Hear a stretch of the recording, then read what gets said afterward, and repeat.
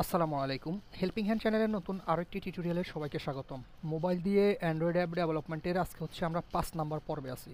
তো গত পর্বে আমরা হচ্ছে এখান থেকে আমাদের যে ইউজার ইন্টারফেস আছে সেখান থেকে আমরা বাটনটা কিন্তু সম্পূর্ণটাই আলোচনা করছি এবং বাটনের কমন প্রপার্টিসগুলো আমরা আলোচনা করছি। এখানে আমাদের যেই কম্পোনেন্টগুলো আছে এ টু জেড সবগুলো কম্পোনেন্টের আপনার প্রপার্টিস প্রায় সেম। আর আমরা এই প্রপার্টিসগুলো তেমন একটা মানে একটাতে শিখলে বাকিগুলো আমরা নিজেরাই হচ্ছে অ্যাপ্লাই করতে পারবো। তারপর আমি আপনাদেরকে একদম এ টু জেড দেখিয়ে দিব। আমরা চেষ্টা করবো দিনে এক টিউটোরিয়ালের ভিতরে ৩-৪টা করে যেন প্রপার্টিস এই কম্পোনেন্ট কমপ্লিট করতে পারি।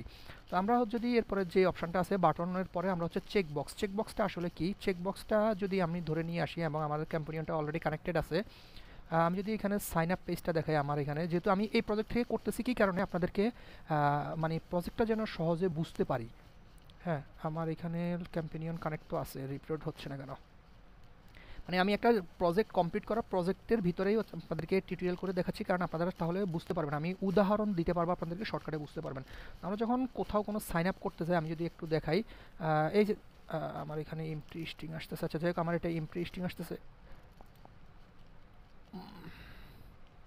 এই যে দেখেন, আমরা যখন কোথাও সাইন আপ করতে যাই তখন আমাদের এই যে দেখেন এরকম একটা এই চেক বক্সের অপশন থাকে, এই যে চেক বক্স, যে আমার ছবি অন্য কেউ দেখতে পারবে না বা আপনি আমাদের নিয়ম নীতি মেনে চলুন, এইরকমের একটা চেক বক্স থাকে। এটাই হচ্ছে চেক বক্স। এই চেক বক্সটাই হচ্ছে এইভাবে আমরা এখান থেকে ইউজ করি। তো আমরা যদি এখানে দেখি আমাদের যে চেকবক্স, এখানে দেখেন এখানে আমাদের চেকবক্সটা চলে আসছে। তো চেকবক্সের ভিতরে প্রপার্টিস একটু ভিন্ন আছে। আমরা যদি প্রপার্টিসে আসি, আমাদের এখন কিন্তু বর্তমানে চেকবক্সের উপর মার্ক করা আছে। দেখেন এই জন্য চেকবক্সের এই যে ব্যাকগ্রাউন্ডে কিন্তু হালকা একটা কালার আছে, এটা আমাদের বর্তমানে চেকবক্সের উপর আছে। এবং আমরা যদি দেখি এখানে আমরা এই যে চেকবক্স অপশন দেওয়া আছে। এখন আরেকটা বিষয়, আমরা হচ্ছে এখানে এইটা ধরেন আমি ভুল নিয়ে নিছি, এটা আমরা ডিলিট করে দিব। ডিলিট করার জন্য দেখেন এখানে যে ডিলিট আইকন আছে, ডিলিট আইকনের উপর ক্লিক করলে ডিলিট হয়ে যাবে। আমি যদি বাটন 2 এ ক্লিক করি, বাটন 2টা হচ্ছে আমি যদি এখন ডিলিট করে দেই, জাস্ট কনফার্ম থেকে ডিলিট করে দিচ্ছি, আমার বাটন 2টা কিন্তু চলে গেছে। বাটন 1 এ যদি ক্লিক করি, আমার দেখেন এখানে বাটন 1 নেম দেওয়া আছে। আমি হচ্ছে আরও একটা বাটন নিয়ে নিচ্ছি, এখানে ক্লিক করছি, এই যে বাটন 2 নাম দেওয়া আছে। আমরা চাইলে এই নামটাও রিনেম করতে পারি। আমি যদি এখানে ক্লিক করি, এখানে হচ্ছে আমি ধরেন যে B2 দিচ্ছি এবং ওকে দিচ্ছি। এখন যদিও এখানে বাটন 2 শো করতেছে, আমি যদি ক্লিক করি এখানে B2 করতেছে, জাস্ট ওকে ক্লিক করতেছি। মানে এটা আমার মেইন নাম কিন্তু বাটন 2, জাস্ট আমাদের রিনেমে B2 চলে আসছে। আমি যদি এখানে চলে আসি, এখানে কিন্তু আমরা B2 পাবো, যে দেখেন এখানে কিন্তু B2 পাচ্ছি। এবং আমরা যদি লিস্টে আসি, এখানে দেখেন B2, আমরা এখানে B2 শো করবে। জাস্ট আমাদের এভাবে হচ্ছে এখানে আমরা রিনেম করবো। তো আমি B2 ডিলিট করে বাটন 2 রাখছি আপাতত, যেহেতু আমাদের বেসিক শুরু করছি সেক্ষেত্রে আমরা B2টাই হচ্ছে কাজ করতেছি, B2 দিয়ে হচ্ছে করবো। তো আমাদের এখানে ডিফল্টভাবে দেখেন চেক বক্স। এখন আমি চাচ্ছি যে আমার ধরেন যে চেক বক্সটা আমি উপরেই, চেকবক্সটা আমি হচ্ছে ধরেন উপরে রাখতেছি, আর বাটন 1কেও আমি হচ্ছে উইথটা অটো করে দিচ্ছি। আচ্ছা, এখন হচ্ছে বাটন এই চেকবক্সটায় যদি আসি, চেকবক্স আমাদের বর্তমানে মার্ক করা আছে। চেকবক্সের ব্যাকগ্রাউন্ড কালার আমরা যদি ক্লিক করি, ব্যাকগ্রাউন্ড কালার কমন জিনিস, আপনারা সবাই জানেন ব্যাকগ্রাউন্ড কালার দিলে ব্যাকগ্রাউন্ড কালার চেঞ্জ হয়ে যাবে। আমি এটা নাম দিচ্ছি।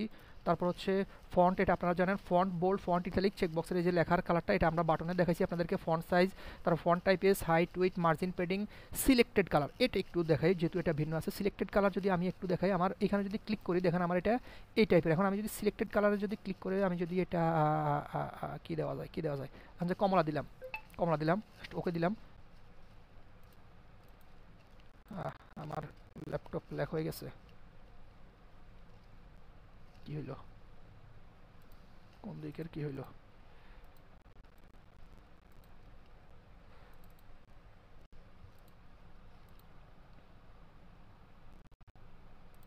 আচ্ছা, এটা নাইট্রোনেরই মেবি সার্ভার একটু লোড হয়ে গেছিলো, যার কারণে আমার ইয়ে হয়ে গেছিলো। আমি যদি আবারও ইয়েটা ওপেন করি, এই দেখেন সিলেক্টেড কালার, আমি এখানে হচ্ছে কি দিছি, চেকবক্স 1-এর সিলেক্টেড কালার হচ্ছে কমলা দিছি। এখন আমি যদি ক্লিক করি, দেখেন আমার এখানে কিন্তু কমলা হয়ে গেছে, মানে আমার এখন সিলেক্ট করা আছে যার কারণে কমলা হয়েছে। আমি যদি এখানে কমলাকে চেঞ্জ করে যদি আমি এখানে বেগুনি কালার দিই, জাস্ট ওকে দিচ্ছি, আমার রিলেট হয়েছে। এখন দেখেন বেগুনি কালার হয়েছে। এখানে আমরা এখান থেকে চেঞ্জ করতে পারি। এখন আমাদের এই যে চেক বক্সের লেখা, আমার একটু আগে যে দেখালাম যে আমার ছবি অন্য কেউ দেখবে না, মানে আমার যে সাইন আপ পেজ থেকে, সেটাই হচ্ছে এখান থেকে আমরা লিখে দিতে পারবো।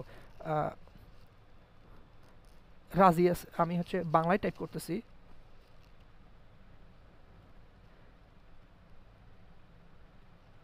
নিয়ম নীতি, নীতি বানানটা আমি ভুল লিখছি, নীতি মেনে নিলাম।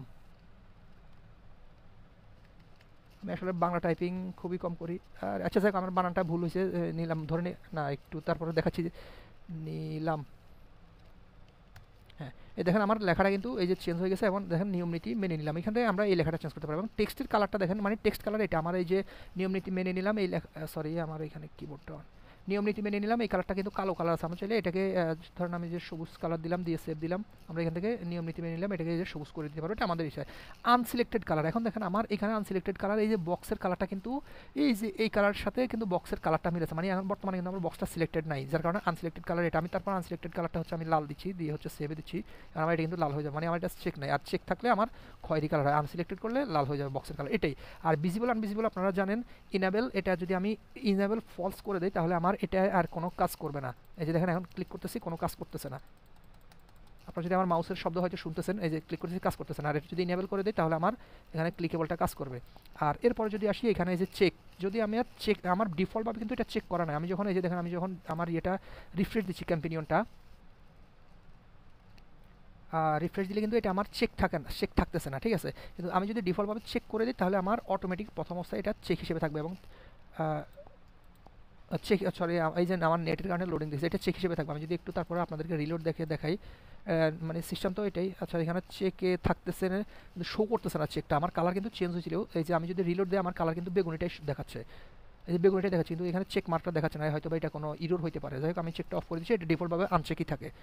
এটা হচ্ছে আমাদের চেক বক্সের কাজ। এখন আমরা যদি ব্লক সেকশনে আসি, চেক বক্স দিয়ে একটু কন্ডিশন একটা অ্যাপ্লাই করে দিই। চেক বক্সে যদি আসি, চেক বক্সে কী কী আছে, চেঞ্জ আছে, তারপর হচ্ছে গট ফোকাস এবং লস্ট ফোকাস আছে। চেঞ্জ মানে গট ফোকাস, চেক থাকলে গট ফোকাস, আর চেক না থাকলে লস্ট ফোকাস, তাহলে আমাদের এখানে চেকের কোনো দরকার হচ্ছে না। এখন মানে চেঞ্জ অপশনটাই আমরা অ্যাপ্লাই করি। এখন আমি চাচ্ছি কি, যদি আমি এখানে চেক করি তাহলে আমার বাটন ওয়ানের ব্যাকগ্রাউন্ড কালারটা সেম এই কন্ডিশনটাই আমি অ্যাপ্লাই করবো। আমার ডেমোতে গতকালকের বাটন, আচ্ছা ডিলিট করে দিয়েছিলাম, আমি চাচ্ছি সেম এই জিনিসটাই। আপনারা হচ্ছে জুম ইন, এই যে দেখেন আমার কিন্তু জুম ইন জুম আউট, তো আমার তো ল্যাপটপের যে কিবোর্ডের মানে কিবোর্ড, সরি টাচ প্যানেল আছে, ওইখানে 2 আঙ্গুল দিয়ে জুম ইন জুম আউট করলে এটা আপ ডাউন হয়। আর আপনারা হচ্ছে কন্ট্রোল চেপে ধরে মাউসের যে ইয়েটা আছে, বল আছে, ওইটা ঘুরাবেন, ঘুরালে হচ্ছে জুম ইন জুম আউট হবে। অথবা আপনারা এই যে দেখেন এখানে যে নিচের দিকে যে প্লাস আর মাইনাস আছে, এখানে ক্লিক করলে যে প্লাস হবে, এখানে মাইনাসে ক্লিক করলে জুম আউট হবে।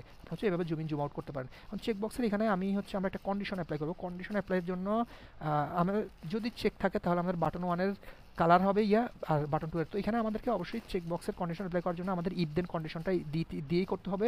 ইফ দেন কন্ডিশনের জন্য আমরা প্রথম চলে আসবো আমাদের যে কন্ট্রোল প্যানেল আছে সেখানে। তো আমি আমাদের প্রথম কিছু টিউটোরিয়াল একটু বড় হবে, কারণ আমরা যেহেতু একদম প্রথম কিছু বিস্তারিত দেখাবো, সেক্ষেত্রে একটু বড় হবে। তো আমরা প্রথম হচ্ছে আজকে কন্ট্রোল প্যানেলে আসবো। কন্ট্রোল প্যানেলে আসার পর প্রথম যে দুইটা আমরা হচ্ছে এই দুইটা দিয়ে আজকে আপনাদেরকে দেখাবো। প্রথম হচ্ছে ইফ দেন, পর হচ্ছে ইফ দেন ইলস, এই দুইটাই সেম ব্লক। আমি যদি ইফ দেন নিয়ে আসি, এখানে গিয়ার আইকনে ক্লিক করে ইলসটা হচ্ছে এখানে অ্যাড করে দিই, তাহলে ইফ দেন ইলস। আর এখানে যে সেকেন্ড ব্লকটা সেটা ইফ দেন ইলস, মানে আমার দুইটাই সেম। তাহলে আমরা এখান থেকে একটা ডিলিট করে দিতে পারি, বা ইফ দেন ইলস নিয়েও আমরা একটা ডিলিট করে দিতে পারি। তো ইফ দেন ইলস আসলে কি, এটা দিয়ে হচ্ছে আমরা কাজ করবো। ইফ দেনেরটা বাদ দিই, সরি, ইফ, যদি আমি চাচ্ছি কি, যদি আমার চেক বক্সটা চেক থাকে তাহলে আমার বাটন ওয়ানের ব্যাকগ্রাউন্ড কালারটা হবে লাল, আর যদি চেক না থাকে তাহলে হবে সবুজ।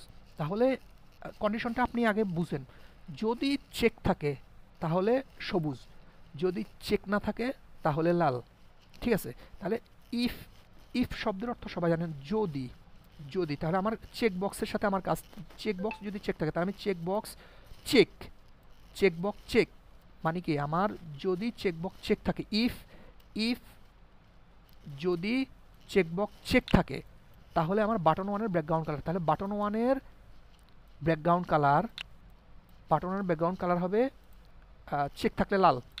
আর যদি চেক না থাকে তাহলে ইলস, ইলস মানে হচ্ছে যদি আমার এই কন্ডিশনটা কাজ না করে, আমার যদি এই আমার যদি এই চেক থাকে তাহলে এটা, যদি চেক না থাকে তাহলে আমার ব্যাকগ্রাউন্ড কালারটা হবে ধরেন যে ব্যাকগ্রাউন্ড কালারটা হবে নীল। তাহলে এখন এইটা হচ্ছে আমি যখন বাটন ওয়ানটা চেঞ্জ করবো, চেকবক্স চেঞ্জ করবো, তখন এই কন্ডিশনটা পাবে, তার জন্য আমরা এখানে দিয়ে দিব। এখন আমি এটা চেক করতেছি, দেখেন দেখেন নীল লাল, চেক থাকলে লাল আর চেক না থাকলে নীল। এখন আমি যদি নীলটাকে চেঞ্জ করে যদি একটু হলুদ করে দেই তাহলে আমার চেক থাকলে লাল হবে, চেক না থাকলে হলুদ হবে। এখন চেক নাই, আমি তো ক্লিক করি নাই, এই জন্য রিলোড হয় নাই। আমি ক্লিক করতেছি লাল, চেক নাই হলুদ, ক্লিক করতেছি লাল, চেক নাই হলুদ। এরপর চেক বক্সে যদি আসি, আমাদের এখানে যে প্রথম এই যে এটা হচ্ছে আপনার ইভেন্ট ব্লক বলে এটাকে আসলে। এটাকে ইভেন্ট ব্লক বলে। হ্যাঁ, এই হলুদগুলো হচ্ছে ইভেন্ট ব্লক, আর এগুলো হচ্ছে সেট ব্লক বা এই টাইপের বলে। আর এখানে কালকে তো আমি বলছি এটা হচ্ছে সেট ব্লক, আর এটা হচ্ছে গেট ব্লক হিসেবে আমি চিনি। আর নিচের দিকে যে অপশনগুলো আছে সেট ব্লক বা গেট ব্লক, এগুলো সবগুলো আমাদের কমন প্রপার্টিসে কিন্তু আমাদের আছে, যে unselected colour, text, selected colour, width percent, এটু আমাদের আছে। আর উইথ পার্সেন্টে গত পর্বে একটা জিনিস দেখা নেই, সেটা হচ্ছে বাটনে যদি আসি, বাটনে দেখেন এখানে পিক্সেল, পার্সেন্ট এবং পিক্সেল। পিক্সেল হচ্ছে এক এক এক করে পিক্সেল হিসেব করে, আর পার্সেন্ট হচ্ছে আপনার এইখান থেকে শুরু করে এই পর্যন্ত যা আছে তাকে হচ্ছে 100 ভাগ করবে, 100 ভাগ করে সেটার সাথে অত পার্সেন্ট হিসেবে শো করবে। আমি যদি এই বাটন ওয়ানটাকে হচ্ছে আমি যদি দিই এখানে উইথটা যদি আমি দিই 50%, আমি যদি 50% দিই, 50 এবং হচ্ছে পার্সেন্ট, এই পার্সেন্ট দেখেন, পার্সেন্ট, তাহলে আমার এটা দেখেন, এটা এই যে এইখানে 25%, এখানে 25%, আর এটা সম্পূর্ণটা মিলে 50%। আচ্ছা, আমি যদি এটাকে স্ক্রিনটাকে যদি আমি টেক্সট লাইন লেফট করে দিই, তাহলে আপনারা বুঝতে পারবেন আমার ডিসপ্লে দেখেন অর্ধেক, এই যে দেখেন অর্ধেক পর্যন্ত এটা আসছে, মানে 50% হয়েছে। এই বাটনটা আমার ডিসপ্লের এই অর্ধেক, আর এইখানে আরেকটা অর্ধেক আছে, মানে 50%। আমি যদি এইটাকে আমার বাটন ওয়ানের উইথটাকে যদি আমি 70% দিই, তাহলে আপনারা পার্থক্যটা বুঝতে পারবেন। তাহলে আমার এই প্রায় এই পর্যন্ত, এই যে দেখেন প্রায় এই পর্যন্ত চলে আসছে, মানে আমার ডিসপ্লের টোটালের উইথটাকেই হচ্ছে পার্সেন্ট হিসেবে এখানেই হচ্ছে। তো আমি অটো দিচ্ছি এবং এইটাকে ডিসপ্লেটাকে আমি হচ্ছে ডেমোটাকে হচ্ছে আমি এখান থেকে সেন্টার করতেছি। আপনারা চাইলে এখান থেকেও ক্লিক করতে পারেন, অথবা এইখানে ক্লিক করেও আপনারা এই সিলেক্ট করতে পারেন। এখানে আমি যদি এইখানে ক্লিক করে সিলেক্ট করি, অথবা এখানে ক্লিক করলেও অটোমেটিক সিলেক্ট হয়ে যাবে। এভাবে হচ্ছে আপনারা চেকবক্সের কাজ করবেন। এই টিউটোরিয়ালটি আজকে আসলে এত বড় করবো না, চেকবক্স আপাতত এতটুকুই। কোথাও কারো বুঝতে অসুবিধা হলে আমাদের চ্যানেলে কমেন্ট করবেন, আর না বুঝলে অবশ্যই আমাকে নক দিতে পারেন, আমি যথাযথ সম্ভব চেষ্টা করবো রিপ্লাই দেওয়ার জন্য। এতক্ষণ সাথে থাকার জন্য ধন্যবাদ। আসসালামু আলাইকুম।